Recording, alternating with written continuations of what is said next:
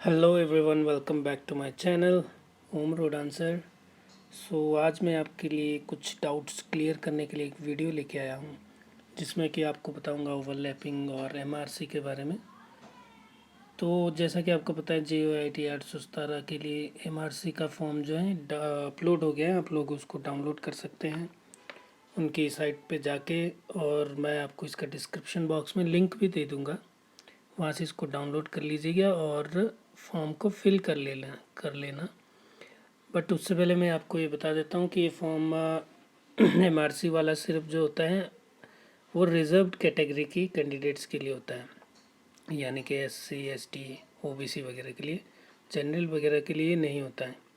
तो ये क्या होता है, क्यों होता है, इसके लिए मैं थोड़ा सा आपको बता देता हूँ। सबसे पहले तो एक बेसिक नॉलेज है कि जो जनरल कैटेगरी होती हैं वो बेसिकली ओपन होती हैं, इसीलिए उसे अनरिजर्व भी कहते हैं। तो उसमें क्या होता है कि कोई भी कैंडिडेट अगर वो मेरिट में है तो इर्रिस्पेक्टिव ऑफ हिज कैटेगरी वो उसके लिए compete कर सकता है। तो मतलब शिफ्ट हो सकता है SC ST OBC वाला भी जनरल कैटेगरी में, अगर उसके मार्क्स अच्छे हैं तो। सिंपल बात है, ये सभी को पता है। फिर बात आती है कि इसको कैसे यूज़ किया जाता है, कैसे कैलकुलेट किया जाता है। तो एक छोटा सा एग्जांपल ले लेते हैं, जैसा कि JOIT 817 में अगर मान लो एक्साइज एंड टैक्सेशन का जो रेगुलर की सीट्स हैं वो मान लेते हैं 24 हैं। तो जिसमें कि जनरल 7 है, EWS 4 है, SC 6 है, ST 1 है एंड OBC 6 है। तो इसमें दो केसेस बनते हैं, जिसमें मैं आपको ओवरलैपिंग भी समझा दूंगा और एमआरसी का जो मीनिंग है वो भी बता दूंगा कि उसको क्यों यूज़ किया जाता है। तो मान लीजिए कि जैसे कि उसमें 7 कैंडिडेट्स जनरल के लिए सीट्स वैकेंट हैं एक्साइज एंड टैक्सेशन में। तो टॉप 7 जो कैंडिडेट्स होंगे, not only from the general category but only from all categories, जिनके मार्क्स मान लो 60 लास्ट गई, ये मान लेते हैं थोड़ी देर के लिए कट ऑफ, तो आफ्टर DB। तो जो टॉप 7 कैंडिडेट्स होंगे उनको वो जो प्रेफरेंस जो उन्होंने दी होगी जिस डिपार्टमेंट के लिए, वो वही वाला डिपार्टमेंट इनको मिल जाएगा। मान लो इन्होंने सबने एक्साइज एंड टैक्सेशन के लिए ही पहली चॉइस दी है तो इनको ये मिल जाएगा। और तो इसमें क्या होता है कि अगर आप दूसरी जनरल कैटेगरी में नहीं है तो आप लोग शिफ्ट हो जाते हैं, इसी को ओवरलैपिंग भी कहते हैं। Due to your higher marks और मेरिट आपका जो शिफ्टिंग होती है उसी को इसमें ओवरलैपिंग कहते हैं। फिर बात आती है सिनारियो 2, जिसमें कि हम एमआरसी की बात करेंगे, जिसका मीनिंग है मेरिटोरियस रिजर्व कैटेगरी। तो मान लेते हैं कि टॉप में जो हैं कुछ कैंडिडेट्स 7 के अलावा भी टॉप जो लोअर के कह सकते हैं, लोअर नहीं सॉरी, जो अदर कैटेगरीज हैं रिजर्व्ड कैटेगरीज के जो कैंडिडेट्स अगर उनके मार्क्स उसके आसपास हैं, लेकिन वहाँ वो पोस्ट फिल हो चुकी हैं, बट वो अपनी कैटेगरी में हाईएस्ट है। हालांकि यहाँ पे जो 7 भरी जानी थी पोस्टें वो फिल हो चुकी है, और क्योंकि जो है अब SC या OBC को जो है उसमें शिफ्ट कर दिया गया था, बट वो फिल होगी तो वो अब क्या उन्हें वो चॉइस मिल पाएगी या नहीं? तो ज़रूर मिलेगी उनको। जो है फिर ये दोनों ऑप्शन होते हैं कि अगर उनको जनरल में वो अपनी चॉइस नहीं मिल पाती है तो they can be considered in their own category. मतलब कि जो वो जिस कैटेगरी से बिलोंग करते हैं, जिसके लिए जितनी भी सीट्स वैकेंट थी, जैसे मान लो यहाँ पे SC के लिए 6 थी, तो उन 6 में से टॉप 6 को इसमें कंसिडर कर लिया जाएगा, यानी पहली choice that is excise and taxation.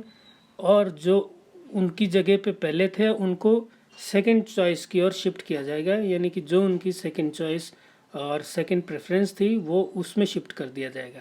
तो इस प्रकार से शिफ्टिंग होती हैं चॉइस की अकॉर्डिंग टू देयर मार्क्स और मेरिट। तो ये सिंपल सी एक बात थी जो मैंने आपको बतानी थी।